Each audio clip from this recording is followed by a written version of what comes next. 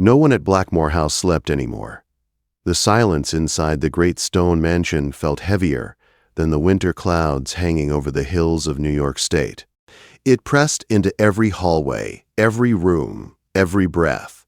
It was the silence left behind when a mother died and a child decided, quietly and without drama, that living no longer made sense. Lady Georgiana Harrow had not eaten in 3 weeks. She sat each morning in the deep window seat of her bedroom, small hands folded in her lap, staring out at the rain as if counting the drops gave them meaning. Her body had grown thin, her face pale and sharp, her once bright blue eyes dull and distant. Trays of food came and went. Warm porridge with honey, soft bread with butter, apples sliced just the way her mother used to prepare them. Nothing was touched. It was not stubbornness. It was not defiance. It was emptiness. Georgiana no longer remembered why people ate. Food had no taste. Swallowing felt pointless. Her stomach felt closed, like a door that refused to open again. 3 weeks earlier, her mother had been alive.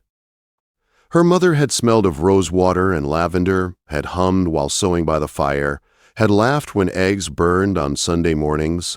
Her mother had kissed Georgiana's hair before bed and promised to wake her in the morning. 5 days later, her mother was placed in the family chapel beneath cold earth. Georgiana had watched it happen. She had held her mother's hand while it went still. She had whispered goodbye into a silence that never answered. Now people said things like, "She is at peace," and "she is in heaven." Georgiana did not understand how peace could exist in the cold. Behind her, another tray sat untouched. A young maid lingered by the door, hands twisting nervously in her apron. "Please, my lady," she whispered, "just one bite." Georgiana turned her face to the wall. The maid left in tears.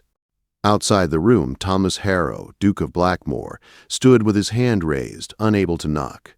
He was 41, tall and broad-shouldered, his dark hair already touched with gray. Once, his eyes had been warm. Now they looked carved from stone. He had buried his wife 3 weeks ago. Now he was watching his daughter fade. He could not bring himself to enter the room. Every time he saw Georgiana, he felt accused, not by words, but by her silence, by her hollow eyes, by the question she never asked, "Why did you let Mama die?" He turned away and walked down the long corridor, his footsteps echoing through a house that no longer felt like a home. In his study, the doctor waited. "You must be honest with me," the Duke said, gripping the edge of his desk. The physician hesitated only a moment. "Your Grace, the child is wasting away. Her body is weak, her pulse unsteady. If she does not begin to take nourishment soon, she will not survive." "There must be medicine," Thomas said. "Something you can do." The doctor shook his head. "This is not an illness of the body. It is grief. The child has lost the will to live." The word struck harder than any blow. After the doctor left, Thomas sat alone, staring at the portrait above the fireplace. His wife looked down at him, smiling, alive forever in paint. She had been his opposite. Where he was reserved, she had been warm. Where he was rigid, she had been full of laughter. They had married out of duty. They had fallen in love by accident. "She will have enough love for 10 children, Catherine had once said, holding their newborn daughter. "Promise me you will protect her heart." He had promised. Now he was breaking it. That evening, the housekeeper came to him with quiet urgency. "Your Grace," she said, "another governess has resigned. She says she cannot bear to watch the child die." Another failure, another door closing. The Duke sat in the dark long after she left, finally admitting what he had been avoiding. He did not know how to help his daughter. That night, he wrote letters to every placement agency he could find. He asked for someone patient, someone gentle, someone who understood loss. One reply arrived before dawn. It was brief, no grand credentials, no polished language. Only this: "I lost my mother when I was 7. For a long time, I forgot how to live. I do not promise miracles. I promise I will not abandon your child. Signed, Eleanor Westbrook. The Duke sent for her at once. 2 days later, a modest carriage arrived at Blackmore House. A young woman stepped down onto the gravel drive, holding a worn carpet bag. She was 24, plainly dressed, her auburn hair pinned back simply. Her eyes were calm, but there was something deep and knowing in them. She looked at the house and understood immediately. This was a place full of grief. Inside, she met the Duke. "My daughter has not eaten in 14 days, he told her. She barely speaks. She stares at nothing. Eleanor listened. She did not interrupt. Then she asked a question no one else had dared. "What did your wife smell like?" The Duke froze. "Rosewater," he said slowly. "And lavender." "What did she and the child do together?" "They read. They embroidered. They walked in the garden." "Was the child present when your wife died?" "Yes." Eleanor nodded. "Then the child is not starving herself. She is holding on to her mother the only way she knows how." The Duke looked at her, something breaking in his expression. "You may do whatever you think best," he said, "whatever it takes." That afternoon, Eleanor was shown to Georgiana's room. The child sat in the window seat, thin as a shadow, her hair dull and tangled, her nightgown hanging loose on her small frame. Eleanor did not rush forward. She did not speak loudly. She pulled a chair near the window and sat down quietly. "Good afternoon, Lady Georgiana," she said softly. "My name is Eleanor. I have come to sit with you. You do not need to speak. You do not need to eat. I will simply stay." Georgiana did not look at her. Eleanor stayed anyway. Rain tapped gently against the glass. Minutes passed. Then an hour. The child did not move. Eleanor did not leave. Outside the room, the Duke watched through a crack in the door, his heart tight with fear and hope. For the first time in 3 weeks, someone had not tried to force his daughter back to life. Someone had chosen to sit with her in the dark. And somewhere deep inside Lady Georgiana Harrow, something shifted. Eleanor returned the next morning at the same hour. She did not carry a tray. She did not bring medicine or advice. She brought only herself and a small book bound in faded blue cloth. She placed the chair in the same spot near the window and sat down as if nothing in the world required urgency. Georgiana noticed. She did not turn her head, but she noticed. Eleanor opened the book and began to read aloud. Not a cheerful story, not a lesson. It was a poem about loss, about a woman who disappeared from the world and left silence behind. Eleanor read slowly, her voice steady, never dramatic.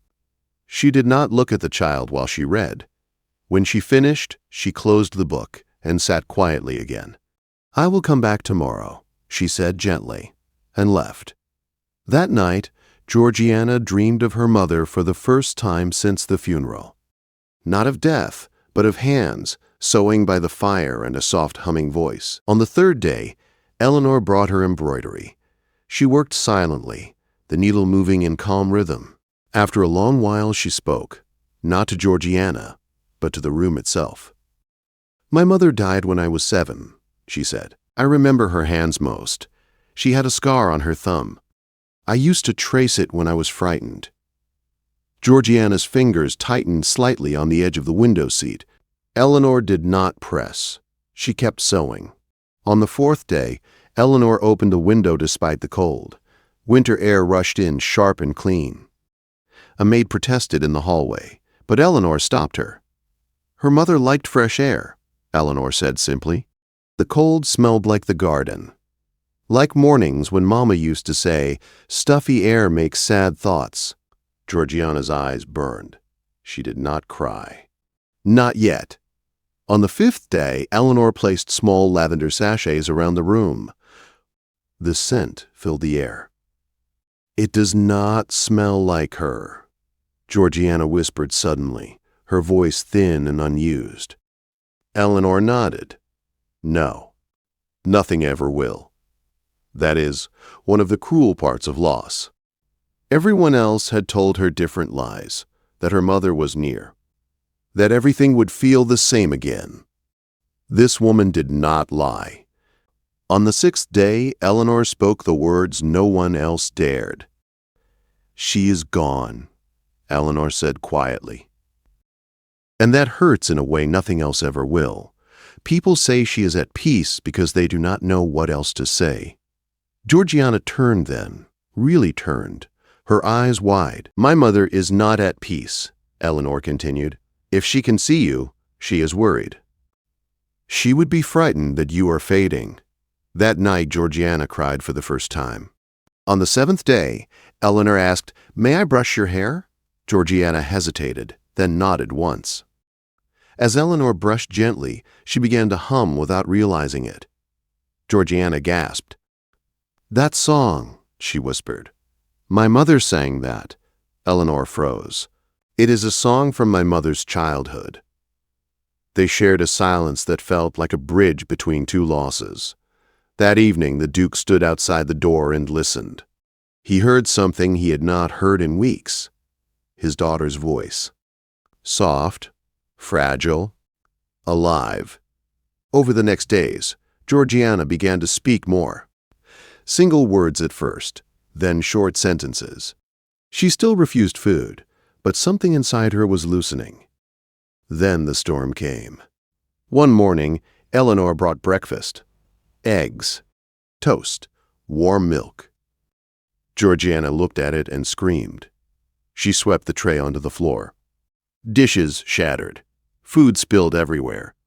Her small body shook with rage. "I hate eating," she cried. "I hate waking up. I hate that she left me. Why did she leave me?" Servants rushed to the door. The Duke appeared, terrified. Eleanor raised her hand. "Let her," she said. Georgiana screamed until her voice broke. She beat her fists against the floor, sobbing words that had been locked inside her chest for weeks. Eleanor did not stop her. She stayed. She listened. When Georgiana collapsed from exhaustion, Eleanor gathered her into her arms and rocked her gently, humming the old song. The child slept in her lap. The Duke wept in the doorway. The next morning, Eleanor brought porridge with honey. Georgiana whispered, "I am hungry." She ate slowly. Tears ran down her face as she swallowed, but she ate. That was the first meal. From that day on, food returned little by little. So did color, so did laughter. The Duke began visiting daily. He told stories about Georgiana's mother. He cried openly. Georgiana cried with him. The house began to breathe again. But something else was growing quietly, in the way the Duke watched Eleanor, in the way Eleanor steadied him without touching, in the way they both loved the same child. Love was blooming in the ruins of grief. Neither of them dared to name it yet. Winter loosened its grip slowly, as if afraid to let go. Snow melted along the paths of Blackmore House, revealing dark earth beneath, and Georgiana grew stronger with each passing week. She ate now without fear. Not large meals, not yet, but enough. Her cheeks filled out. Her eyes regained their light. Laughter returned in small, careful pieces, like glass being put back together. Each morning she ate breakfast with her father. Each afternoon, Eleanor read to her by the fire. Each evening, the Duke came to sit beside his daughter and speak of her mother without flinching. He said her name now. Catherine. He said it aloud and let the ache come. Georgiana watched him closely. Seeing her father cry did not frighten her anymore. It steadied her. It told her that grief was not something to hide. It was something to carry together. One evening, as Eleanor brushed Georgiana's hair before bed, the child spoke quietly. "Will you leave me one day?" Eleanor's hands paused. "Why would you think that?" "Everyone leaves." Georgiana said simply, "Mama left. The governesses left. Papa left for a while, even though he stayed in the house." Eleanor knelt in front of her. "I will not leave you," she said. "Not unless you no longer need me." Georgiana studied her face, searching for truth. Then she leaned forward and wrapped her arms around Eleanor's neck. That night, Eleanor cried alone in her small room, overwhelmed by the weight of being needed so deeply. The Duke noticed everything. He noticed the way his daughter's laughter returned when Eleanor entered her room. He noticed how Eleanor never took credit, never asked for praise. He noticed how the house felt warm again, alive again. He also noticed the way his heart shifted when she smiled. It frightened him. Catherine had been dead only months. Loving again felt like betrayal. Wanting again felt wrong. So, he kept his distance, until the night he broke. It happened on a cold evening near Christmas. Georgiana was asleep. The house was quiet. The Duke sat alone in his study, staring at the fire, surrounded by memories he could no longer avoid. Eleanor came to deliver her evening report. "She ate well today," Eleanor said softly. She laughed. "She asked about the garden in spring?" The Duke nodded, his hands clenched. Then, suddenly, he spoke. "I am angry," he said. Eleanor stilled. "I am angry at my wife for dying," he continued, his voice rough. "And I hate myself for it." Eleanor crossed the room and sat opposite him. "That anger does not mean you loved her less," she said. "It means you loved her deeply." His composure shattered. He buried his face in his hands and wept, openly and without restraint, for the first time since Catherine's death. Eleanor stayed with him, steady and quiet, letting the grief move through him the way it had moved through his daughter. When it passed, something changed. The Duke looked at Eleanor, really looked at her, and understood the truth he had been denying. "I love you," he said quietly. The words hung between them. Eleanor closed her eyes. "I love you too," she admitted, "but we cannot act on it." "For Georgiana," he said. "Yes." They stood in silence, hearts full and restrained by duty. Days passed. Christmas came. It was quiet, modest, but warm. Georgiana laughed more than she had in months. She ate until she was full. She gave Eleanor a small pressed flower as a gift and told her she was brave. Afterward, as winter deepened again, Eleanor made her decision. She could not stay forever pretending she felt nothing. Loving from a distance was slowly breaking her. One evening, she packed her carpet bag. Before dawn, she went to the Duke's study. "I must leave," she said. His face drained of color. "Why?" "Because I love you," she said honestly, "and because I love your daughter. If I stay while denying that truth, I will fail her eventually." Silence filled the room. Then Georgiana appeared in the doorway, barefoot, clutching her blanket. "You are leaving," she said. Eleanor knelt. "Yes." Georgiana walked forward and placed her small hand in Eleanor's. "If you leave, I will stop eating again," she said calmly. The Duke inhaled sharply. Eleanor looked at the child, then at the man she loved. Georgiana lifted her chin. "Mama would want us to be a family," she said. "She told me that love matters more than rules." The Duke knelt beside his daughter. "Would you accept Eleanor as part of our family?" he asked. Georgiana nodded without hesitation. "Or ever." The Duke turned to Eleanor. "I will wait," he said. "I will honor mourning.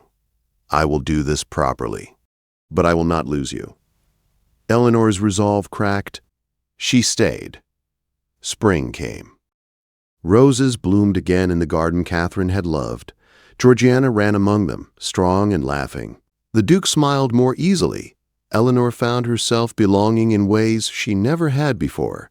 A year passed. When the mourning period ended, the Duke asked Eleanor to marry him. She said yes. The wedding was small, no spectacle, only those who mattered. Georgiana scattered rose petals with joy. At Catherine's grave, Eleanor placed her bouquet gently on the stone. "Thank you," she whispered, "for trusting me with them." Lady Georgiana Harrow had once stopped eating because grief felt heavier than hunger. But love returned her to life. And Eleanor Westbrook did the impossible. She stayed.